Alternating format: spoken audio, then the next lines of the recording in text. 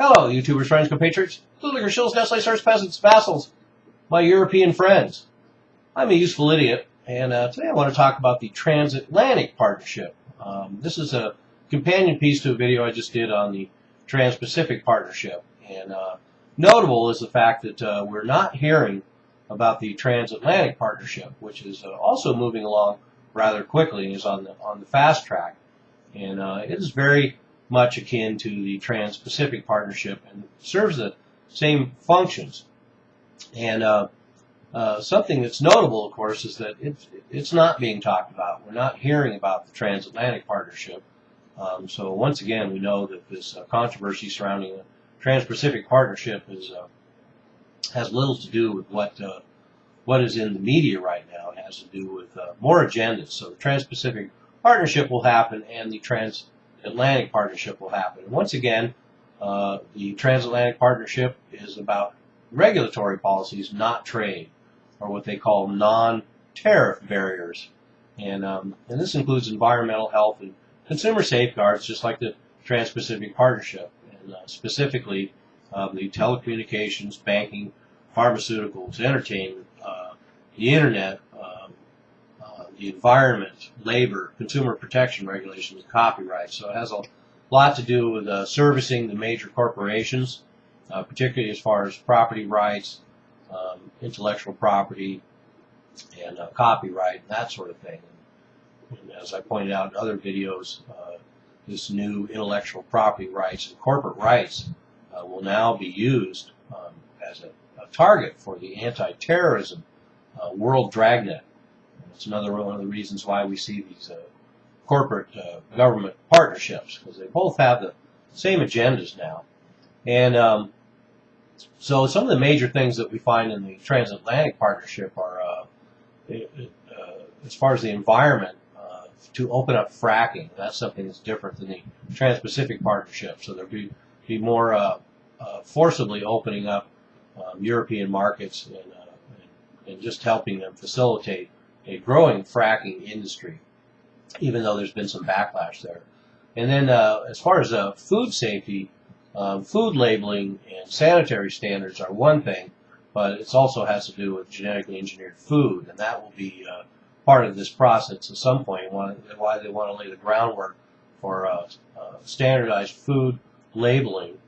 And then we also have, of course, the Internet. So the SOPA and ACTA and all the things that were for Internet censorship that were trying to cram through Congress and didn't make it are all revisited. We're going to have all the same issues. And then we're going to have chemical safeguards. The EU has stricter requirements in testing, and so we want them to lower their standards like we have in the United States. And then last but not least, of course, to dismember bank regulations. So we will apply what the corporations and banks in the United States want as far as deregulating markets in Europe and deregulating markets in Asia, like the Trans-Pacific Partnership will do, because it's all about corporate colonization of those parts of the world and integrating the financial octopus. And one of the other things I didn't mention in the Trans-Pacific Partnership video that I can bring up now is that both of these were crowded with not politicians or representatives of labor or environmental groups or anything like that. 600 corporate advisors. So we have 600 corporate advisors for the Trans-Pacific Partnership, and then we also have 600 corporate advisors for the Transatlantic Partnership. And this Transatlantic Partnership will basically be a free trade regulatory platform between the Eurozone and the United States. So that's pretty much it in a nutshell. But to get back to these 600 corporate advisors, some of these companies we all know and should not be surprised that these are the top players that are involved in shaping the Trans-Pacific Partnership and now the Transatlantic Partnership as well. And that's Coca-Cola, J.P. Morgan Chase, Chevron, Monsanto, Goldman Sachs, GlaxoSmithKline, Philip Morris, Walmart, Ford, Walt Disney, Microsoft, Shell, Anheuser-Busch, and Unilever. So pretty much who's who of international corporate scum.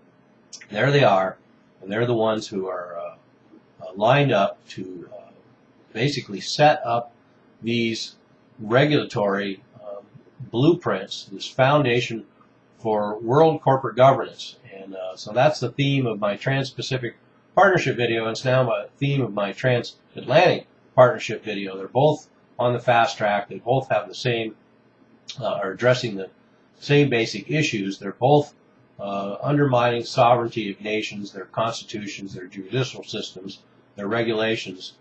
It's setting up a blueprint for corporate world governance. It's really that simple, because with the Transatlantic Partnership in place, Trans-Pacific Partnership in place, virtually all the United States and Eurozone states and vassal states and states that they control and oversee will be part of one or both of these partnerships, these so-called trade agreements. And therefore, it covers most of the world, other than, like I pointed out earlier, rogue states such as Iran and Syria, and the likes of China and Russia. And of course, both of these partnerships go a long way in economically encircling China and Russia, which is another purpose that they will serve. But for the most part, this is, as I've said several times, is a blueprint for global world governance. And one way or another, both these partnerships will happen, and this will be on top of other global pacts that are trying to be worked out by the IMF, the WTO, and the World Bank. So this is a trend for the future. We should pay attention. Any bits of information we get about either the Trans-Pacific Partnership or the Transatlantic Partnership, because it's going to give us a good idea of what the future world will look like when corporations dominate even more than they do now. I'm a useful idiot. Don't you be one too.